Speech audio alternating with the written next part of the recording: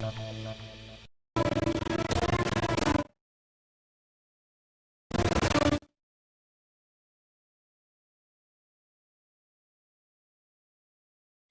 good evening. It's News 360 coming to you live from the News Hub here at Desawe Kanda.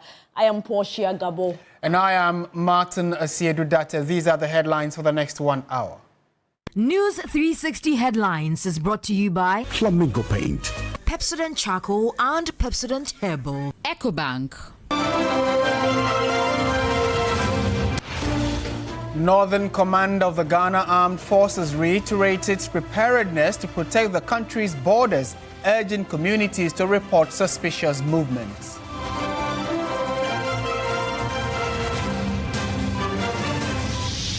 Tonight, Member of Parliament for Ofuasia Irebi and ranking on the Economy and Development Committee, Kojo Opon-Kroma, describes 24-hour Economy Authority law as inadequate and lacking substance. Later in the bulletin, pepper farmers at Zare irrigation farms face devastating losses as large quantities rot due to lack of ready market.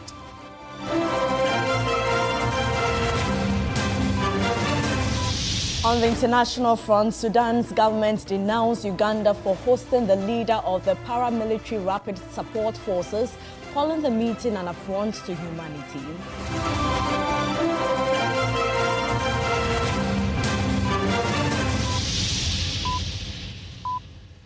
We have details of all these stories and many more coming up in the next 1 hour. Do stay with us. We saw the bulletin from up north, where the Northern Command of the Ghana Armed Forces has reiterated its preparedness to contain any violent situation along Ghana's northern borders.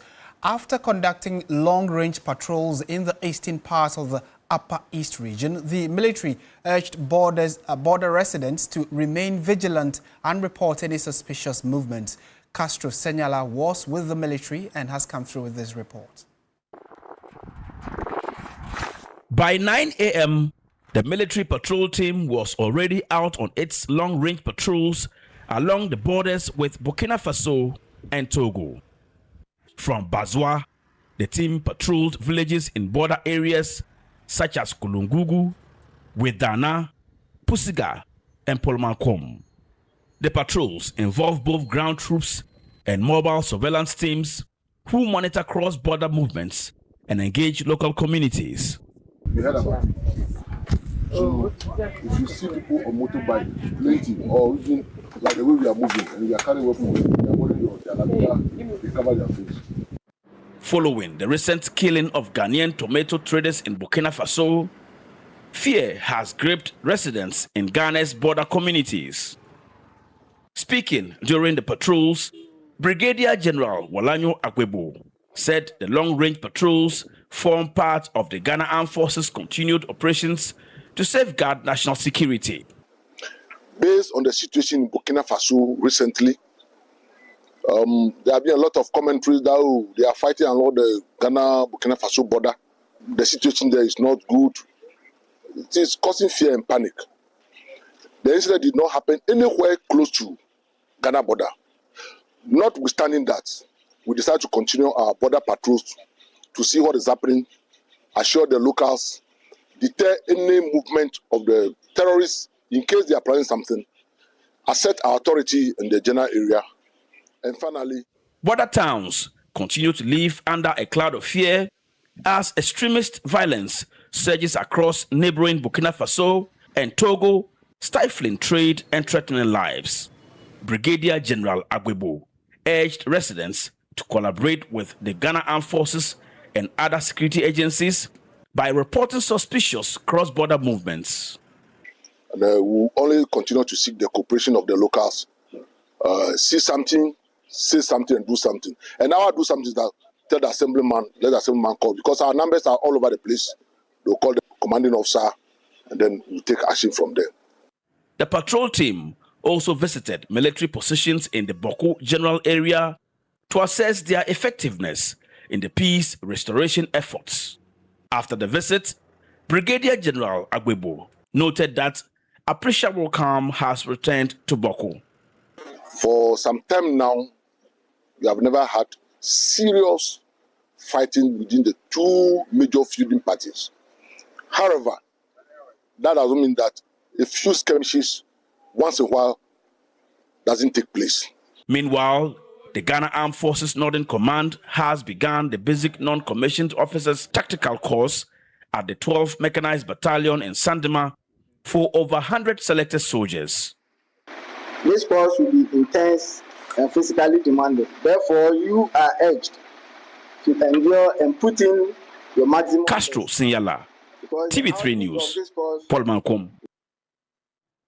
Now, the recent attacks that led to the deaths of 8 Ghanaian tomato traders in Tetao has raised concerns about a possible shortage of the vegetable on the Ghanaian markets.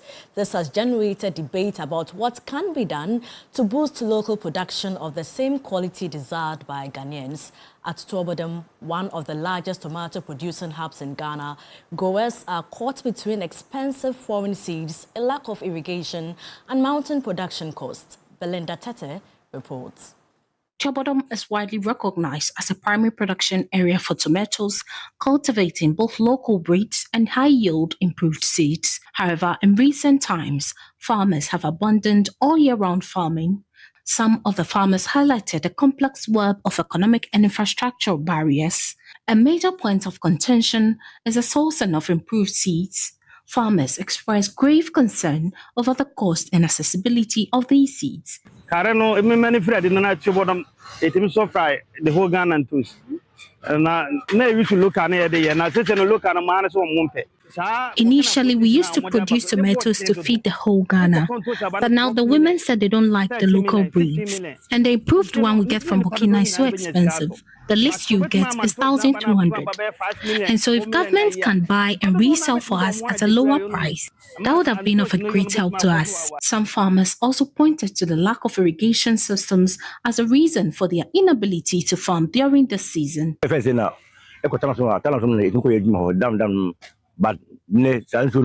Initially, Tanoso was our only source of water during the dry season, but now that water has also dried up. And so what we need right now from government is to invest in an irrigation system, especially for us farmers in Tuobodem. With the cost of inputs far outpacing the price farmers receive during harvest, many have opted to simply stop production rather than sink further into debt. 5.5. Now, the price of fertilizer is 500 cedis. The least you get is 450 cedis. This is actually deterring us. Subsidy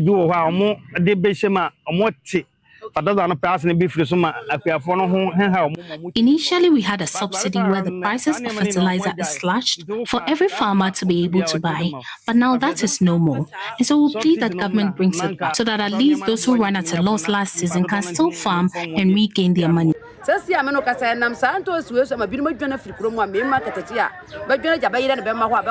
As I'm speaking to you, some farmers have run into hiding because the monies they used to farm was borrowed and they couldn't recover. And this has actually discouraged a lot of people. There are calls on government to adopt a holistic approach to revive the sector. I think it's about time government takes a very holistic approach towards developing DACs. Meaning ones, for these peasant farmers, there are instances where even the tomato comes in abundance and nothing is down to store. For us to have adequate supply of tomatoes, government should put measures in place to buy tomatoes, especially when there's a bumper harvest, so that we can store this, so that we can just follow as and when the need arises. With the recent killing of some Ghanaian tomato traders in Burkina Faso, farmers are calling on the Ministry of Food and Agriculture to adopt a more holistic approach to reviving tomato production in Tuobodem and across the country. They believe a comprehensive strategy is needed to strengthen local production and improve support systems for farmers. The farmers also want the ministry to ensure that the tomato varieties preferred by Ghanaian consumers are cultivated locally. This, they say, will help reduce the country's heavy dependence on imports and promote greater self-sufficiency in tomato production. Belinda Tessa, TV3 News, Jobodom. From tomatoes to another important ingredient when it comes to preparation of food, this time pepper farmers at the Zara irrigation farms in the Bolgatanga municipality of the Upper East region are facing devastating losses. Large quantities of ripe pepper are rotting on their farms due to the lack of a ready market. Here's a report by Upper East regional correspondent Tanko Mohammed Rabiu. Land stretching from Bolgatanga municipality through the Tono irrigation farm belt to Via in the Bongo district are used for vegetable production, mainly pepper, tomatoes and onions. The farmers undertake year-round irrigation farming using the facilities of the irrigation company of the upper region through the Via Dam and its canal systems. Acres of ripe pepper are yet to be harvested, as the farmers say there are no buyers. We were farming tomatoes and buyers stopped purchasing them and rather went to Burkina Faso. Now we have shifted our energy and attention to the production of pepper, yet there is still no market for it. We don't understand. If you go to Bolka market, there's a choke every place, about 400,000 acres. Every place, no market. Look at the place, look at the thing. You see, so we don't know how are we doing. This thing, we went and borrow money. So how are we covering it? Look at the way the pepper has risen. We can't get market. So how am I farming next time? So government to come to our aid. There are also no proper storage facilities to help reduce post-harvest losses. The farmers say they borrowed money to invest in the production of the vegetable, and if nothing is done to get the pepper off the farms, they will lose their investment. Instead of them buying for us to get profit, then they normally buy at any price they want. Even you can be plucking the pepper without knowing the price. After that, they will come and then loot, go to Accra or Kumasi. Then they will take more than 1 week before they will bring you the money. Another challenge is the water. The water here for us, we can't get water to water our fish. The situation, they say, is reducing confidence in the youth to take up farming, as after weeks of tilling the land, buyers are not often found. In more news tonight, ranking member on the Economy and Development Committee of Parliament, Kojo Oponkroma, has criticized government's 24-hour economy initiative, describing the 24-hour economy authority law as inadequate and lacking substance. Speaking on hot issues with Kemini Amano, the Member of Parliament for Ofuase Ayirebi described the creation of the authority as a crafty institution designed to create the impression of progress without delivering tangible outcomes. I regret to say that they have deceived the young people of this country. What did they promise the young people of this country? Remember, when we were going into the election, there were two top issues. One was the cost of living crisis. The second was unemployment. Now, the cost of living crisis, they argued that it's because we had mismanaged the economy. One day we'll have an opportunity to deal with that. Unemployment, they said that they had an answer to it. That was a 24-hour economy. So we asked, what is 24-hour economy?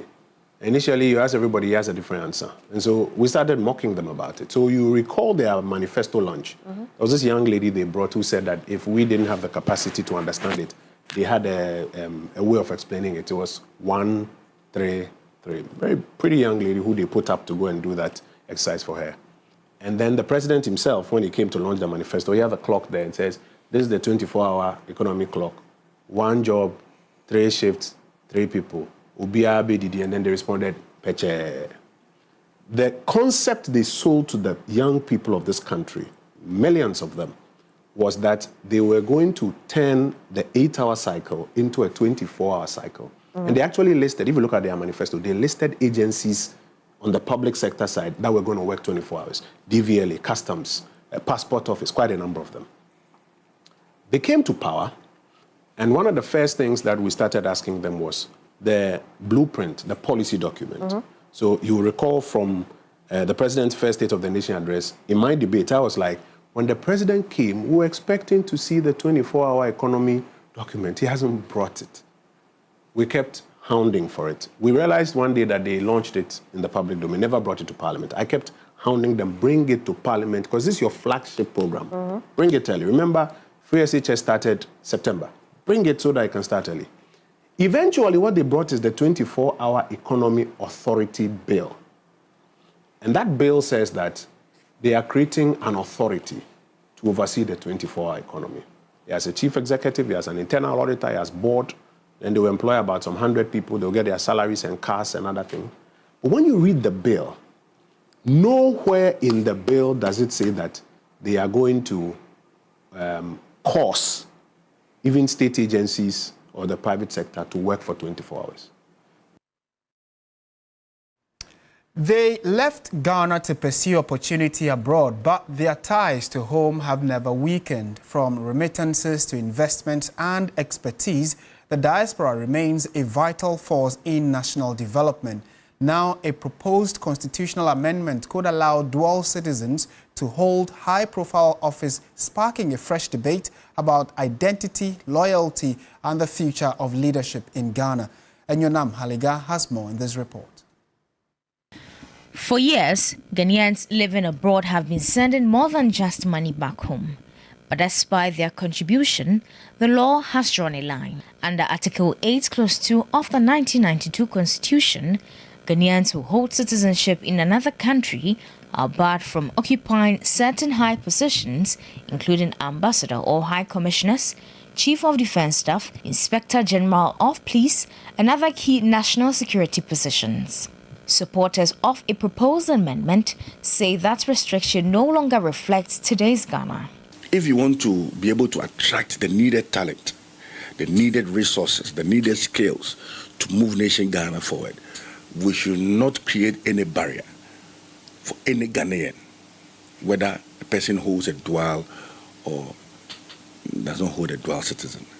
So we are not saying that a Nigerian should come and naturalize in Ghana and want to go and sit in Parliament. No. I mean, look at our criminal law, look at Act 30 and Act 29. I mean, if you're a Ghanaian who commits a crime in Ghana, anywhere, you can be brought back to this country and you answer for it. And so you don't need to be a dual citizen or otherwise to run away from the law. They argue that if dual citizens can build businesses, create jobs, and contribute to national development, why should they be excluded from serving at the highest levels? But not everyone is convinced. Legal experts warn that constitutional amendments are never simple. Allegiance is not just symbolic, it's foundational. National security, loyalty, and integrity of leadership remain sensitive concerns. Great mind as such should not be prevented from occupying a position or should not be forced to either repudiate or his other citizenship before he's allowed to occupy a position. So I think yes, it's high time we do that. However, we should maintain for maybe key positions like presidency, maybe the presidency, the vice presidency, the speaker, and then the CJ. Those ones, we can do that. Even in the US, if you are a dual citizen, you can't come close to the White House. On the streets, Ghanaians are split. I'm not okay with that because those have cars and those kind of things, if it came to here, they don't respect us because they think that they are white and their color is different. So if we are working with them and all those things, they don't even respect us at all. So me, I'm not okay with that. We wouldn't like them to come and use their authority on us. We are here, we know what is going on here. So opposition in the country should be the indigenous who are here. It's not somebody who is out there who come and be putting laws on us. I won't prefer it. At its heart, the debate goes beyond passport. It raises a deeper question. What does it truly mean to belong? Enyonam Haliga, TV3 News, Accra. Ghana's Minister of Foreign Affairs, Samuel Okudzeto-Ablakwa, is expected in Kiev, Ukraine, later this week for high-level talks aimed at securing the release of a Ghanaian national currently held as a prisoner of war in Ukraine. The visit marks one of the most sensitive diplomatic missions for Ghana. In recent years, our Foreign Affairs correspondent, Martin Esiedu-Date, has been exploring the options available to Ghana and what is expected in negotiations. Ghana's foreign minister's visit follows a formal invitation from the Ukrainian foreign minister, Andrei Sybiha, who confirmed in a tweet that we have noted Ghana's concern and request for the return of a Ghanaian citizen who was captured in a combat zone as a Russian mercenary. Ghanaian diplomats will be granted access to prisoners of war upon their request in accordance with international humanitarian law, and we stand ready to discuss this issue in a substantive manner. Unquote.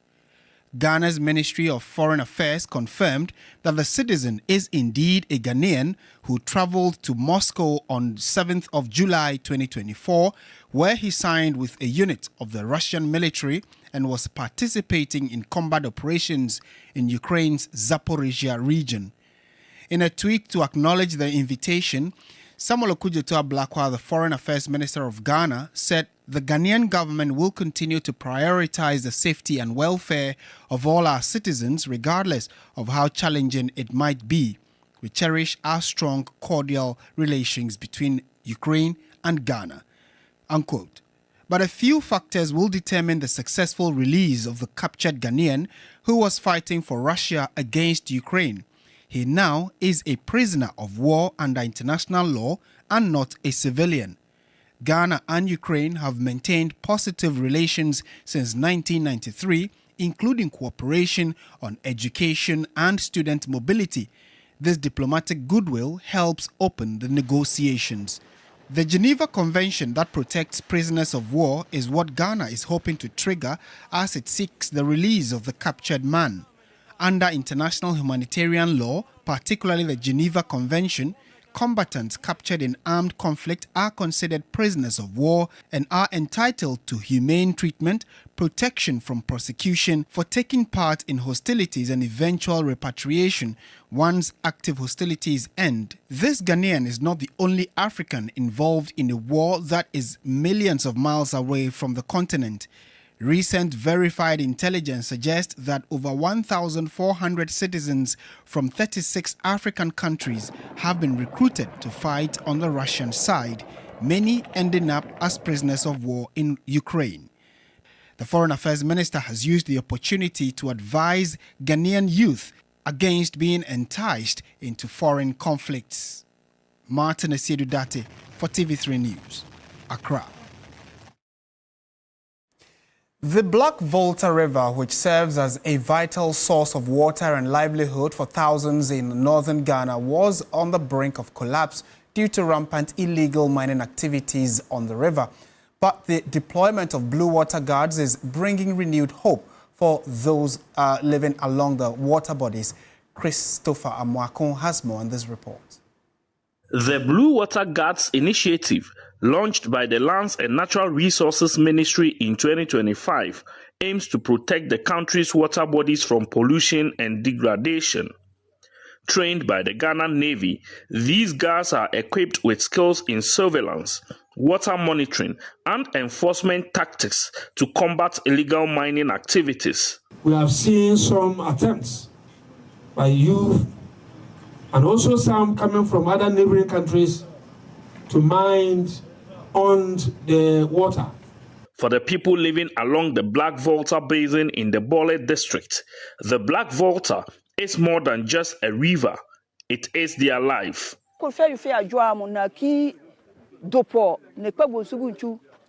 water used to look terrible and dangerous for our consumption due to the galamsey operations, but now we are able to drink and even do business with the water. The water guards are trying, but it's not enough.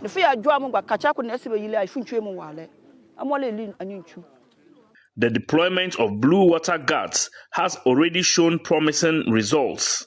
The guards patrol the river to ensure that illegal miners operating on the river are dealt with. But this is not without challenges. Now, the Blue Water Guard operations team have just arrived at the river bank to undertake an operation on the river because of an intelligence they gathered that some galamseyers are on some portions of the river. Unfortunately, having arrived here, there is no canoe for them to ply this water to undertake this operation. Anytime we come for an operation on the Black Volta, it's always difficult for us to cross because a lot of challenges are facing. We don't have the boat. At the same time, no life jacket. So when you come and the enemy jump into the water, it becomes hard for you to trace. Sometimes the machine is inside the water working. That is the galamsey operators.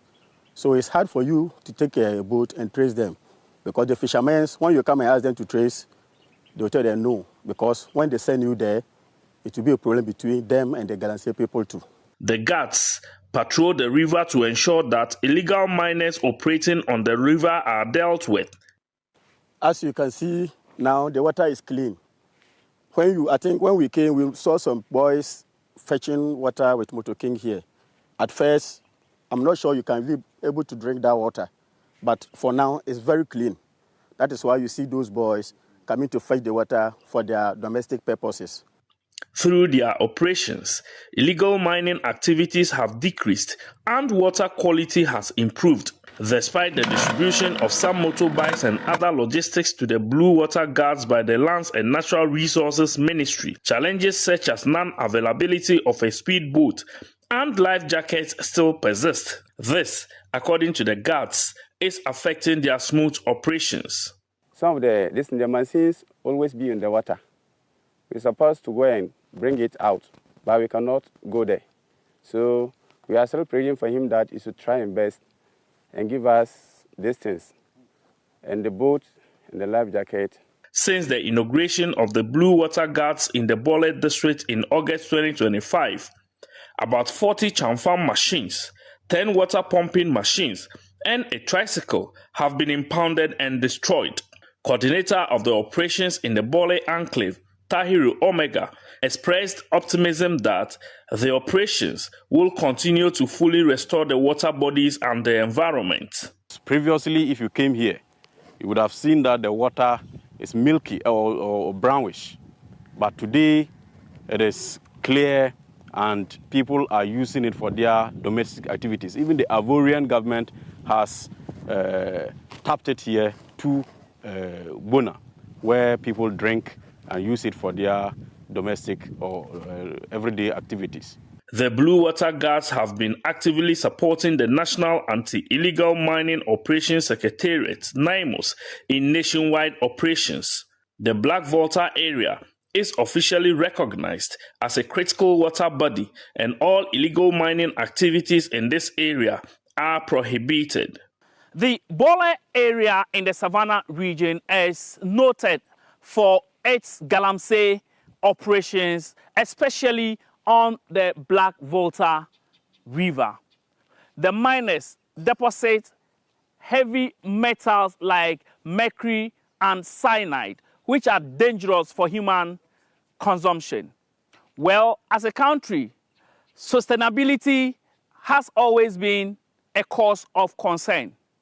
It is the hope and belief of hundreds, if not thousands, of residents living along the Black Volta River that the Ministry of Lands and Natural Resources will continue its Blue Water Guard program to clean the Black Volta River. Christopher Mwako, TV3 News, Chache, Bole District. In more news tonight, although female genital mutilation, FGM, has been outlawed in Ghana for over 2 decades, the practice persists in some communities, particularly in part of the Upper West and Upper East regions of the country. Our health correspondent, Sarah Apenkro, in this report takes a closer look at the hidden cost of FGM on women and child reproductive health.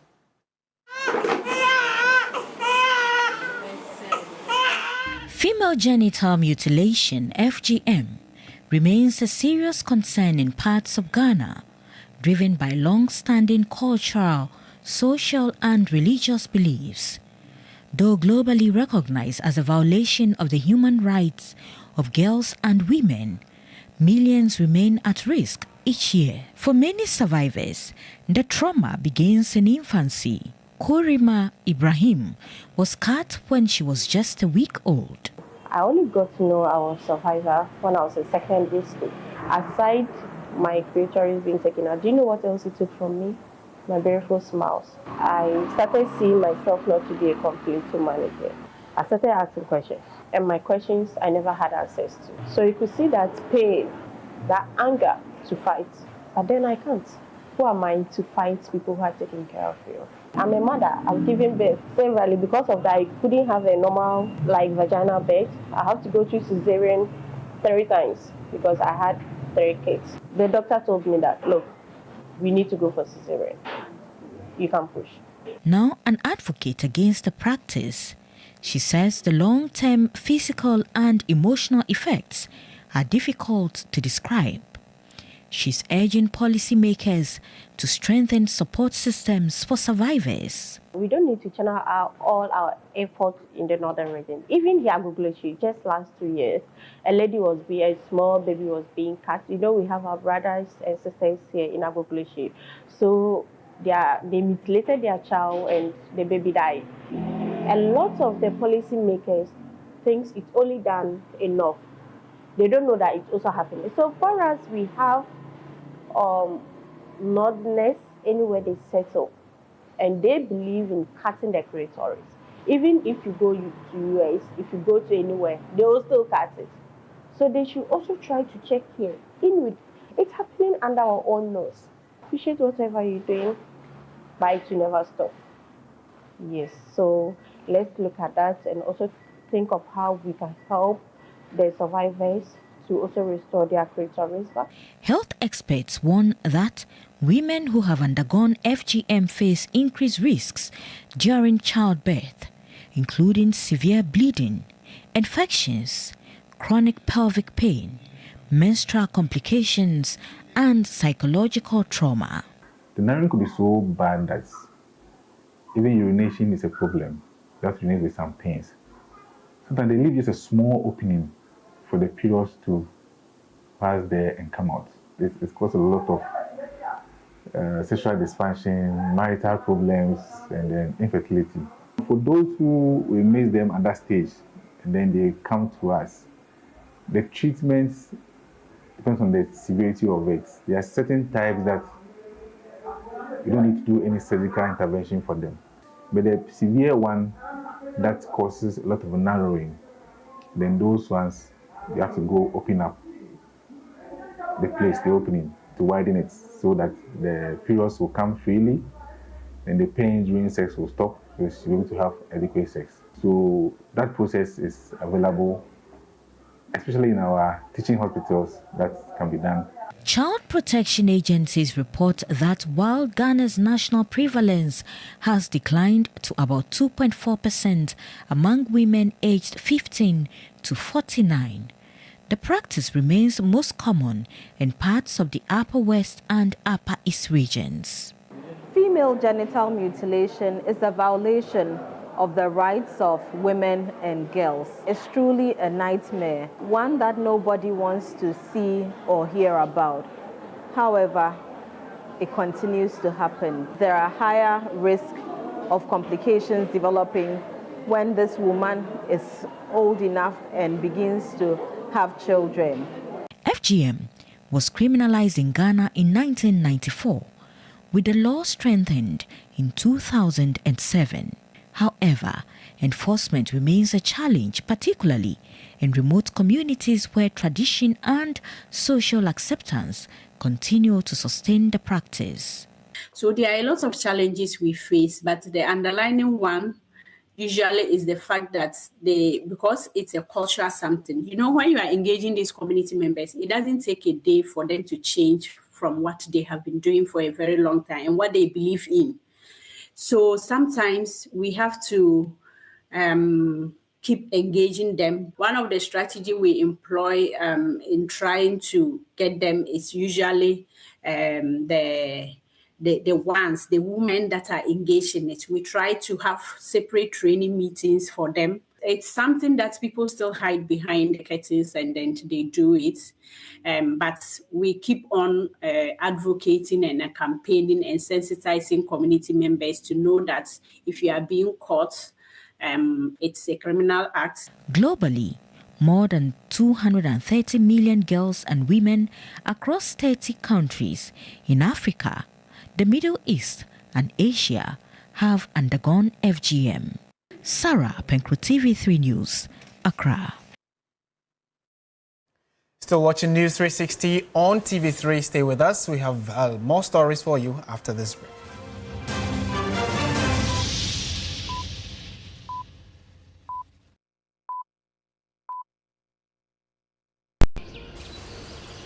Explore the nature and create from it. The spirit of inventors leads to the inspiration for new technology. By drawing nature's energy, we create the extraction tech. Small in size, huge in power. Millions of microcapsules condense the essence of nature. Join us, Cleasoft Invent for Life.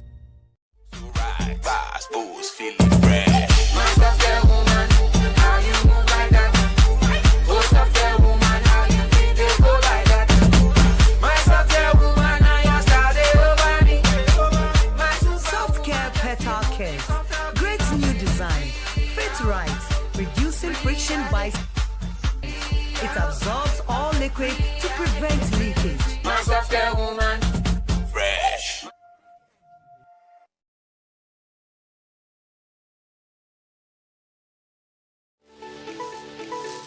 Why are more and more professionals choosing flamingo paint?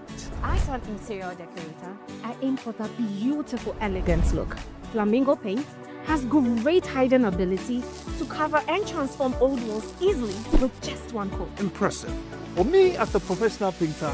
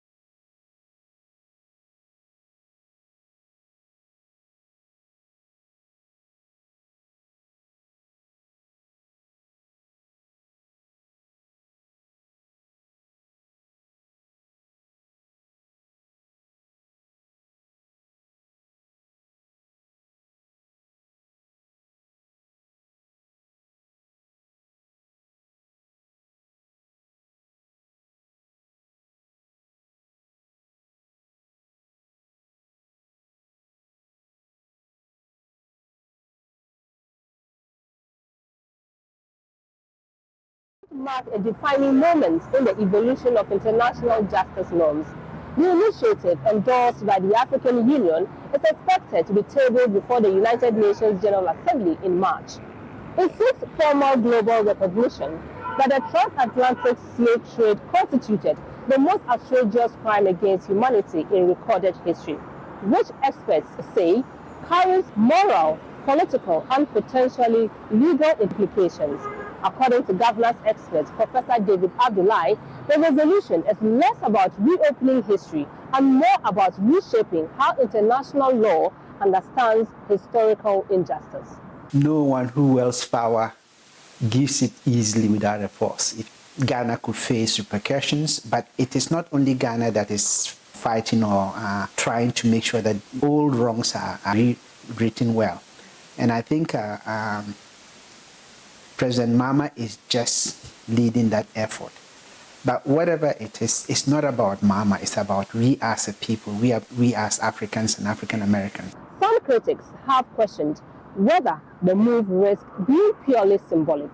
But others have argued that symbolism at the UN level often shapes long-term policy direction.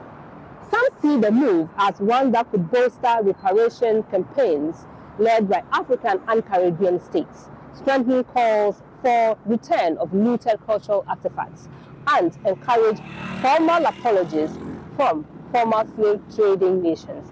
Professor Abdullah argues reparations are impractical, unjust to descendants, and economically unmanageable, yet they overlook moral and historical injustices that continue to harm African nations. It's not about money. Most people, when they talk about reparations, they are looking about money. First, it's about accepting the moral responsibility that what was undertaken at that time is wrong.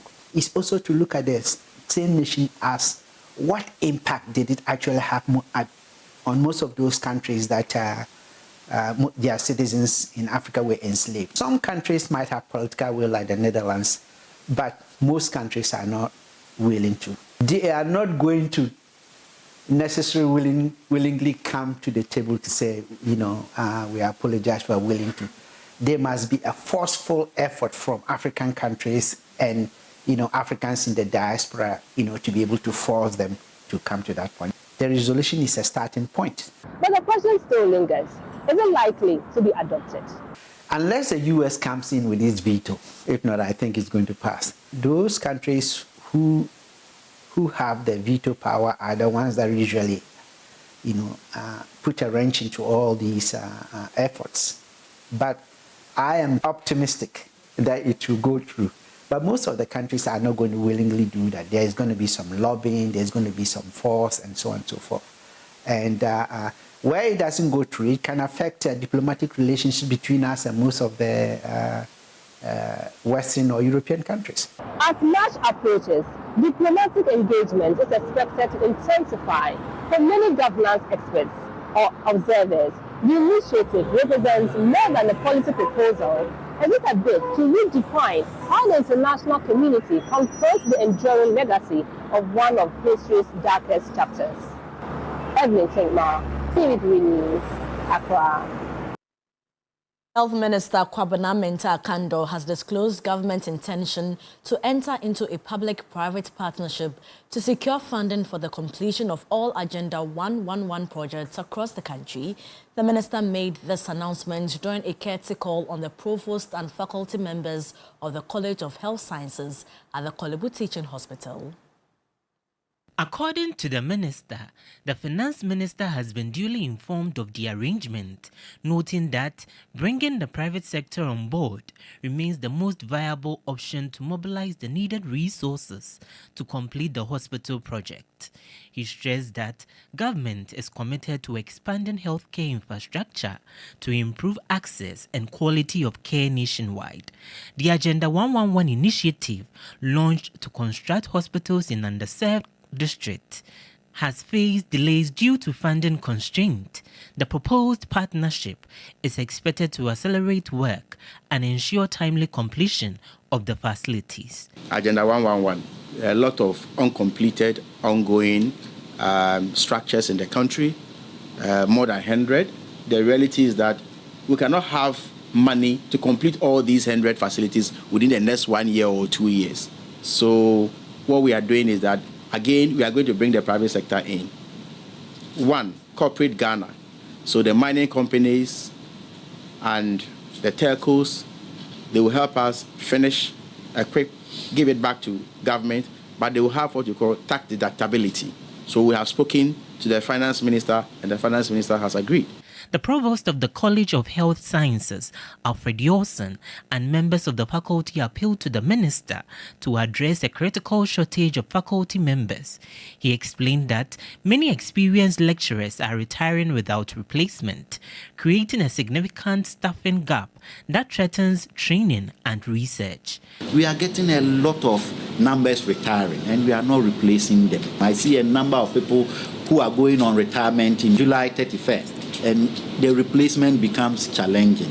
So first is to ask for the secondment at our level, and if possible, replacement for the university at the general level. The minister further visited the Nursing and Midwifery Training College, where he inspected the facilities meant for training of some nurses in specialized areas to bridge some health gaps. Some of the specialties are not even pursued at all in the country. We have to travel outside the country to be able to get the opportunity to pursue these specialties. So we are introducing some of these specialties for the first time. We are starting with 6 courses: the oncology, the nephrology, the critical nursing, about 6 of them. And we are starting with 4 centers. I mean, the Ophthalmic Nursing School here, Kolebu Nursing Training College, then Konfanochi, then Tamale. These are the 4 places we are beginning. He further visited the Asha Clinic at Jamestown to engage management and staff on their challenges. We have sports news coming up shortly. Do stay with us.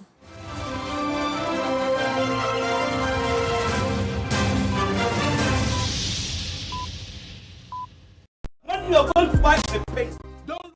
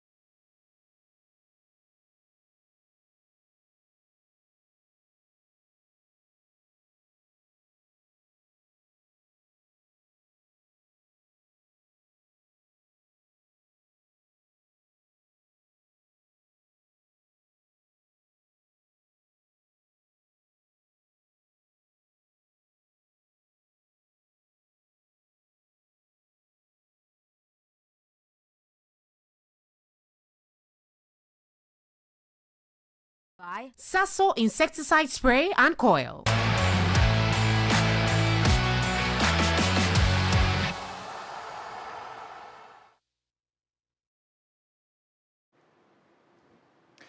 Hello, good evening, and welcome to the sports segment here on News360 with me, Oreku Ampofo. We begin from the Ghana Premier League, where Berekum Chelsea produced a gritty performance to hold Accra Hearts of Oak to a goalless draw at the University of Ghana Sports Stadium on Sunday. The draw leaves the Phobians 5 points behind league leaders Mediama Sporting Club in third. Let's get a look at the highlights from the game. When you goes over it will be Kakari who swings one to the near post. Good save by Oforienchi. It's a Hazabo corner. And they're probing now. They're up whipped again. Earlier on, it was a cross, but this time just aiming, to beat Oforienchi from that distance to that ball. Chance for Wayo again, and Oforienchi called to action once again by Mauli Wayo. Tukwe, it is Kakari. Now Afrani whips in a cross. Ofori gets it away. Adamu shoots and it's blocked by Saidu just on the goal line. That ball being dealt with by Entry, and just look at that on the volley. Jonah Tukwe. That's a powerful drive and a brilliant save by Benjamin Asari.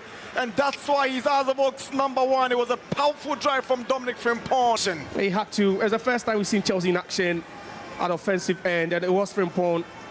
He's been isolated all game, just needed this chance. And so that was the 9th time this season that Hearts of Oak had been held to a goalless draw in the Ghana Premier League. Let's now hear from coaches of the both sides, starting from Berekum Chelsea head coach Samuel Boadu, who says that he's not happy with the point, while Hearts of Oak head coach Didi Dramani says that his side need to improve in their attacking decision making. I'm not happy at all because that's not the motive, the reason why we came here. We came here to win, but quite unfortunately we drew with them. So I'm not happy due to the position that we are now. Sometimes in the game it depends the tempo of the game. We need to manage the game very well because as we are coming, we know that House of Oak is a big club. They have a very good technical team and the individual players are really good. So I told them to compact at the back so that they cannot penetrate. I think that we still need to improve on our decision making in those key, very key moments of the game. I think that we had every opportunity to have at least scored a goal, if not more, but to score a goal and then we don't control the outcomes. We can control how we have to do, how we have to set up, but the decisions we don't. Sometimes you score from set pieces, sometimes you try, if the delivery does not come in the right way. That was a challenge. It is all about the decisions we make in very key moments of the game. I think that we need to really improve, but we still think that is the level. So. Well, that was Hearts of Oak coach Didi Dramani speaking there. Let's get the full complement of the results from the weekend's action in the Ghana Premier League. And we saw Adriana being held to a goalless draw as well.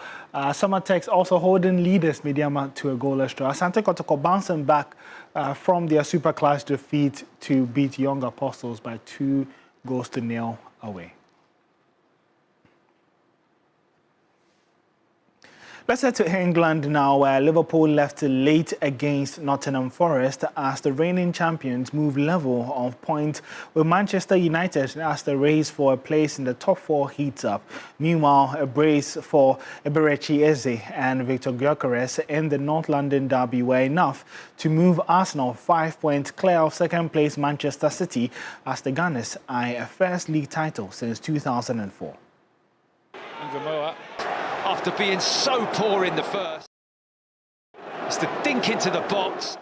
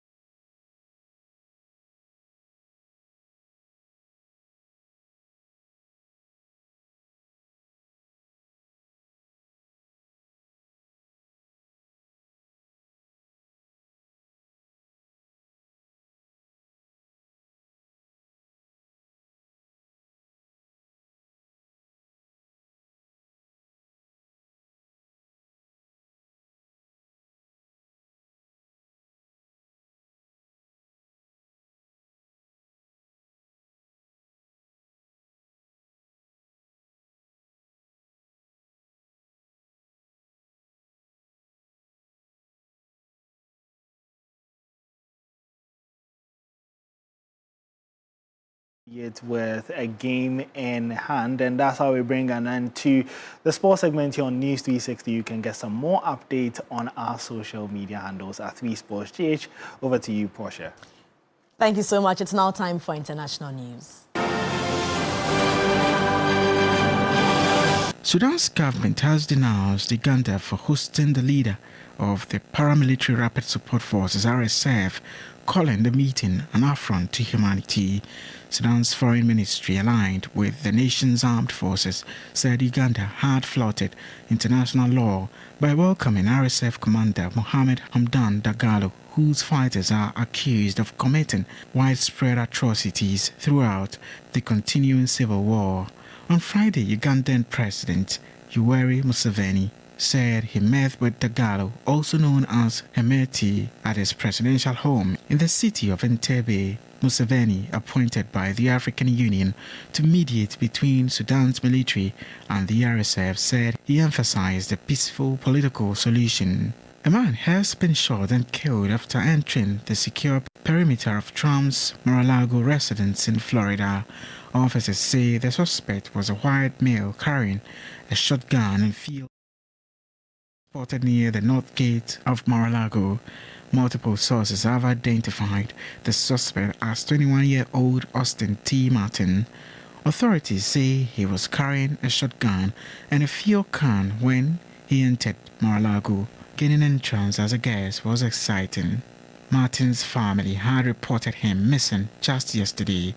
Officials are investigating if Martin purchased the weapon while driving from his home state of North Carolina, where his family reported him missing on Saturday.